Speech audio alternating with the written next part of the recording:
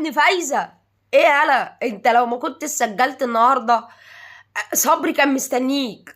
صبري كان مستنيك في سجن ترى، كنت هبعت لك لصبري براحتك بقى. هالاند واكل الاخضر واليابس هناك في الدوري الانجليزي وفي دوري الابطال ومش عارف ايه، وجايب جونين امبارح واكل اخضر واليابس، وانت الله ينور عليك. حلو الجون النهارده ده، حلو مقوي قلبك، يعني مقوي قلبك. فانت لو ما كنتش سجلت يالا وجبت لنا الثلاث نقط النهارده، انا كنت هبعتك لصبري وش. نيجي بقى لحته الكريزه النهارده، نيجي بقى للحلويات. هو ابن فايزه اللي سجل الجول، لكن فيني هو اللي تسبب اصلا في ان احنا نسجل الجول.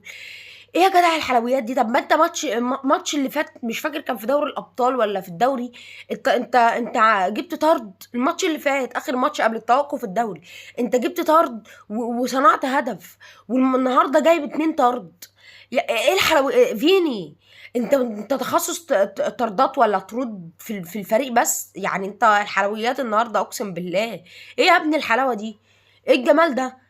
2 طرد. يعني انت اول ما اللاعب الاولاني اتطرد بسم الله ما شاء الله، لاعب نزل لعب 75 ثانيه ولا مش 75 ثانيه واتطرد.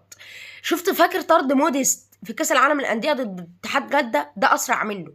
انا عمري في حياتي ما شفت لاعب بينزل يلعب 75 ثانيه ومن غير ما يلمس الكوره يطرد. بسم الله ما شاء الله، حاجه غريبه، من يوم ما شجعت كوره انا ما شفتهاش. فانت يا ابن فايز، انت يا فيني، اول ما جبت الطرد الاول، ابن فايزه بسم الله ما شاء الله سخن وراح جاب جون بسم الله ما شاء الله.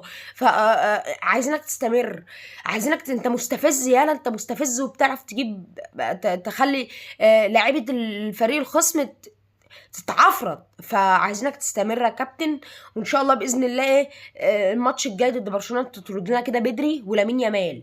تمام يا اسطى، دول الاتنين اللي انا عايزك تنزل تطلعهم من الملعب. عملت كده يبقى انت يا باشا اللي جبت الفوز، حتى لو انت ما سجلتش ولا صنعت. تمام، انا بقول لك اهو يا فيني، بالله عليك تنزل ماتش برشلونه تطرد لنا بدري ولامين يامال من اول الماتش. احبك يلا والله، لا ما بص هتجري في دمي كده يا فينا، هتجري في دمي. انت يا عم تشابي الفوز قبل الكلاسيكو اهو والدنيا رايقه. عايزينك بقى تنزل تدرس برشلونه الماتش الجاي كويس بقى وتلعبهم بقى على نقاط ضعفهم.